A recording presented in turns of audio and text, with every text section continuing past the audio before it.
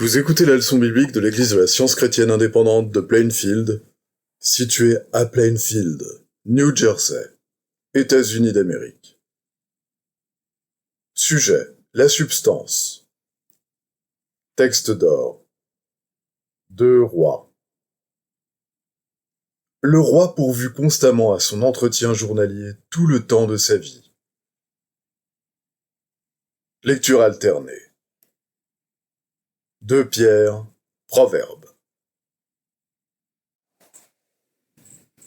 Que la grâce et la paix vous soient multipliées par la connaissance de Dieu et de Jésus, notre Seigneur, lesquels nous assurent de sa part les plus grandes et les plus précieuses promesses, afin que par elles vous deveniez participants de la nature divine, en fuyant la corruption qui existe dans le monde par la convoitise.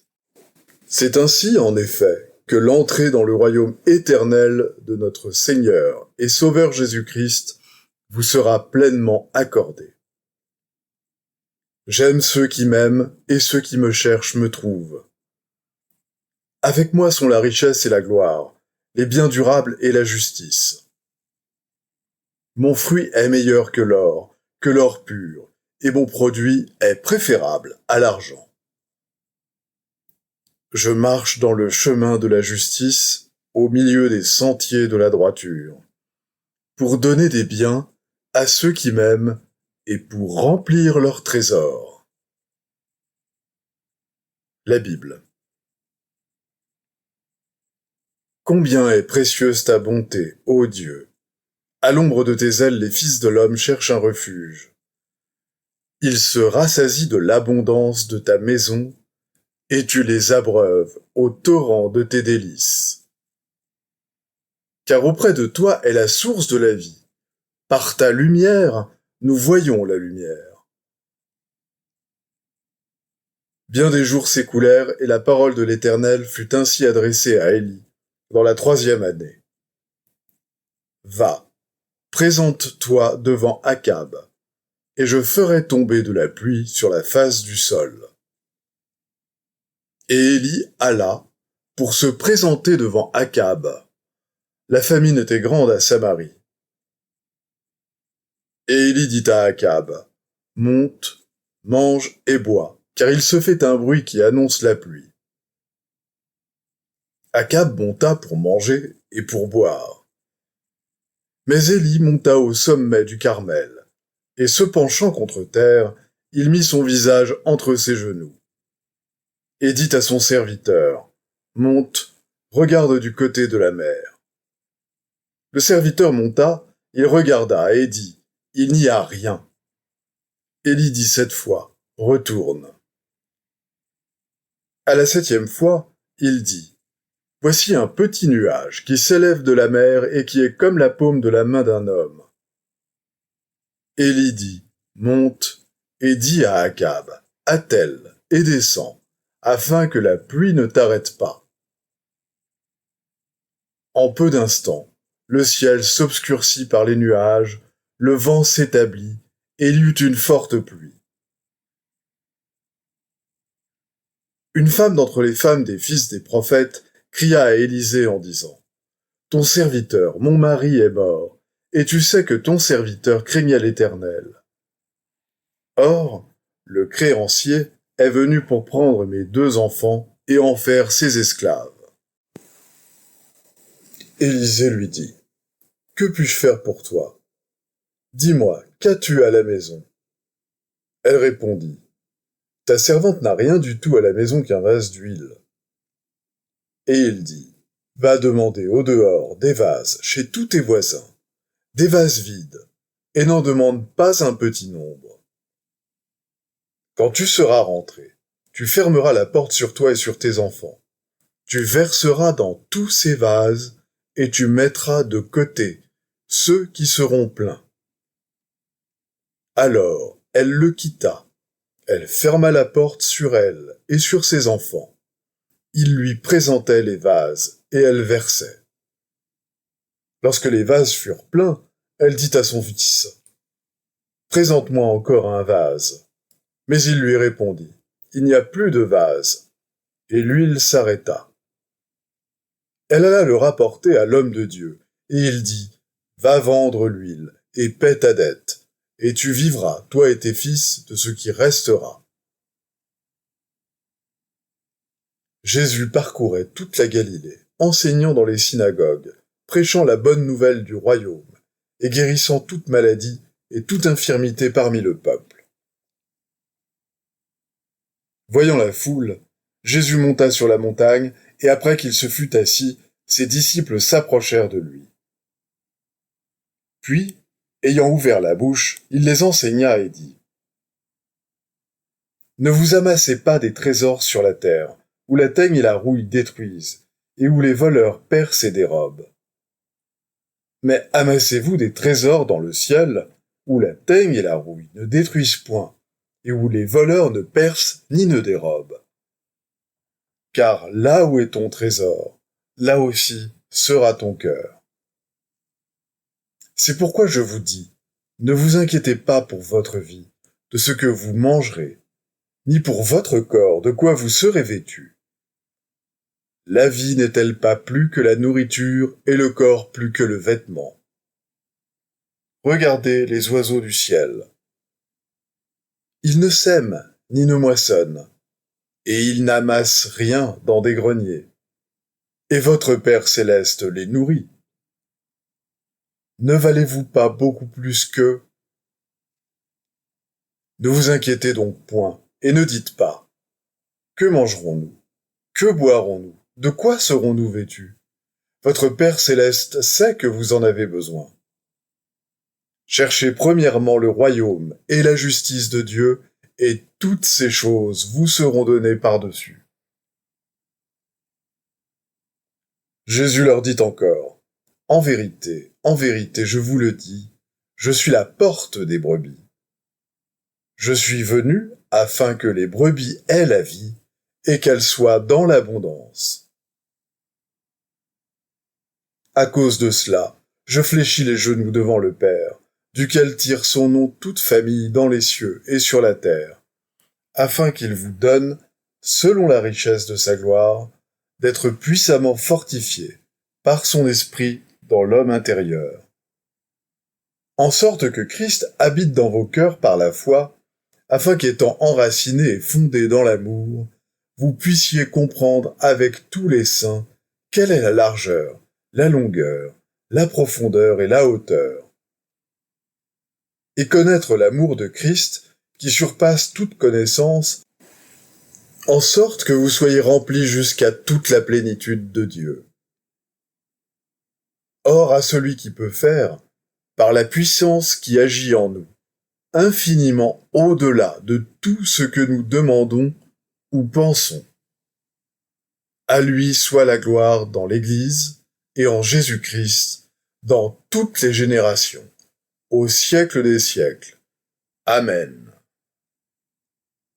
Je vais maintenant lire les passages corrélatifs tirés du livre d'études de la science chrétienne, Science et santé avec la clé des Écritures de Mary Baker Eddy. Pour ceux qui s'appuient sur l'infini, soutien constant, aujourd'hui est riche en bienfaits. L'entendement divin maintient distinctes et éternelles toutes les identités, depuis celle d'un brin d'herbe jusqu'à celle d'une étoile. En science divine, l'homme est soutenu par Dieu, le principe divin de l'être. La terre, au commandement de Dieu, produit la nourriture nécessaire à l'homme. Sachant cela, Jésus dit un jour, « Ne vous inquiétez pas pour votre vie, de ce que vous mangerez ou de ce que vous boirez. » N'empiétant pas sur les prérogatives de son Créateur, mais reconnaissant que Dieu, le Père et la Mère de tout, peut nourrir et vêtir l'homme ainsi qu'il vêt les lys. La substance est ce qui est éternel et incapable de discordance et de décomposition. La vérité, la vie et l'amour sont substance, dans le sens où les Écritures emploient ce mot dans l'Épître aux Hébreux. La substance des choses qu'on espère, l'évidence de celles qu'on ne voit pas. L'esprit, le synonyme d'entendement, d'âme ou de Dieu, est la seule substance véritable. L'univers spirituel, y compris l'homme individuel, est une idée composée, reflétant la substance divine de l'esprit. Pour saisir la réalité et l'ordre de l'être dans sa science, il vous faut commencer par considérer Dieu comme le principe divin de tout ce qui existe réellement. L'esprit, la vie, la vérité, l'amour ne font qu'un et sont les noms bibliques pour désigner Dieu. Toute substance, toute intelligence, toute sagesse, tout être, toute immortalité, toute cause et tout effet appartiennent à Dieu. Ce sont là ses attributs, les manifestations éternelles de l'infini principe divin, l'amour. Puisque Dieu est substance et que l'homme est l'image et la ressemblance divine, l'homme ne devrait désirer, et en réalité ne peut posséder, que la substance du bien, la substance de l'esprit, non de la matière. La croyance que l'homme a quelque autre substance ou entendement n'est pas spirituelle et transgresse le premier commandement. Tu auras un seul Dieu, un seul entendement. L'homme mortel croit être substance matérielle, alors que l'homme est image, idée. Les arguments d'illusoire, le péché, la maladie et la mort, résultent du faux témoignage du sens matériel qui, d'un point de vue supposé, en dehors de la distance focale de l'esprit infini, présente une image invertie de l'entendement et de la substance où tout est renversé. La notion qu'il y a une substance matière réelle, l'opposé de l'esprit, est une fausse supposition. L'esprit, Dieu, est infini, tout. L'esprit ne peut avoir d'opposé. Croire que la matière est substantielle ou que la vie est sensation est une des fausses croyances des mortels et elle n'existe que dans une prétendue conscience mortelle. C'est pourquoi, à mesure que nous nous approchons de l'esprit et de la vérité, perdons conscience de la matière. Admettre qu'il puisse exister une substance matérielle exige qu'on admette également que l'esprit n'est pas infini, que la matière se crée elle-même, existe en elle-même et qu'elle est éternelle. L'esprit est infini et suprême. L'âme a des ressources infinies pour bénir l'humanité. Aussi arriverions-nous plus facilement au bonheur et serions-nous plus sûrs de le garder si nous le recherchions dans l'âme. Seules des jouissances plus élevées peuvent satisfaire les aspirations de l'homme immortel. Nous ne pouvons circonscrire le bonheur dans les limites du sens personnel. Le désir qui s'élance, affamé de justice, est béni de notre Père et ne revient pas à nous sans effet. Dieu n'est pas poussé par l'expression des louanges à faire plus qu'il n'a déjà fait, et l'infini ne peut faire moins que de prodiguer tout bien, puisqu'il est sagesse et amour immuable. Les chrétiens se réjouissent d'une beauté et d'une abondance invisible, cachée au monde, mais connue de Dieu. L'oubli de soi, la pureté et l'affection sont des prières constantes. La pratique, non les professions de foi, la compréhension, non la croyance, gagne l'oreille et la droite de l'omnipotence, et nous attire assurément des bienfaits infinis. Tout ce qui inspire une pensée de sagesse, de vérité ou d'amour, que ce soit le chant, le sermon ou la science, bénit la famille humaine avec les miettes de consolation qui tombent de la table du Christ. Consolation rassasiant ceux qui ont faim et abreuvant d'eau vive ceux qui sont altérés. La substance, la vie, l'intelligence, la vérité et l'amour, qui constituent la divinité, sont réfléchis par sa création. Et lorsque nous subordonnerons le faux témoignage des sens corporels aux faits de la science, nous verrons partout cette vraie ressemblance et ce vrai reflet. La vie se réfléchit dans l'existence, la vérité dans la véracité, Dieu dans la bonté, qui communiquent leur propre paix et leur propre permanence, l'amour exhalant l'altruisme inonde tout de beauté et de lumière. L'herbe sous nos pieds s'écrie silencieusement. Les humbles posséderont la terre.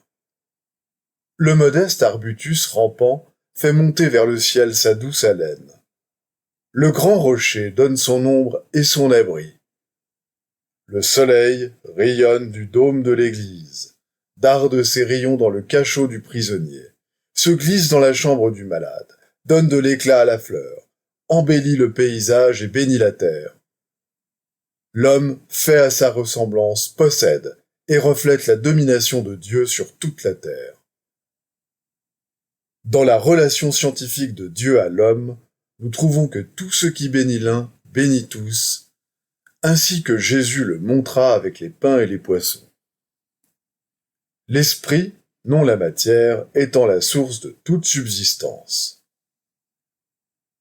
N'est-ce pas en quelque sorte une infidélité de croire qu'une œuvre aussi sublime que celle du Messie fut accomplie pour lui-même, ou pour Dieu, qui n'avait pas besoin de l'exemple de Jésus pour l'aider à maintenir l'harmonie éternelle? Mais les mortels avaient besoin de cette aide, et Jésus leur montra le chemin. L'amour divin a toujours répondu à tout besoin humain, et y répondra toujours. Il n'est pas bien de se figurer que Jésus démontra le pouvoir divin de guérir uniquement pour une certaine élite ou pour une période de temps limitée, puisqu'à toute heure l'amour divin dispense tout bien à l'humanité entière. Le miracle de la grâce n'est pas un miracle pour l'amour. Jésus démontra l'incapacité de la corporalité aussi bien que la capacité infinie de l'esprit, aidant ainsi le sens humain erroné à fuir ses propres convictions et à chercher le salut en science divine. Les devoirs quotidiens de Mary Baker Eddy. Prière quotidienne. Il sera du devoir de tout membre de cette Église de prier chaque jour, que ton règne vienne, que le règne de la vérité, de la vie et de l'amour divin soit établi en moi et élimine de moi tout péché. Et puisse ta parole enrichir les affections de toute l'humanité et la gouverner. Règle pour les mobiles et les actes. Ni l'animosité, ni un attachement purement personnel ne doivent déterminer les mobiles ou les actes des membres de l'Église mère. Dans la science, l'amour divin seul gouverne l'homme. Et un scientiste chrétien reflète les douces aménités de l'amour en réprouvant le péché et en manifestant un véritable esprit de fraternité, de charité et de pardon. Les membres de cette Église doivent journellement veiller et prier pour être délivrés de tout mal, pour ne pas prophétiser, juger, condamner, conseiller, influencer ou être influencés d'une manière erronée. Vigilance face au devoir. Il sera du devoir de chaque membre de cette Église de se défendre journellement contre la suggestion mentale agressive et de ne pas se laisser entraîner, à oublier ou à négliger son devoir envers Dieu, envers son leader et envers l'humanité. Par ses œuvres, il sera jugé, justifié ou condamné.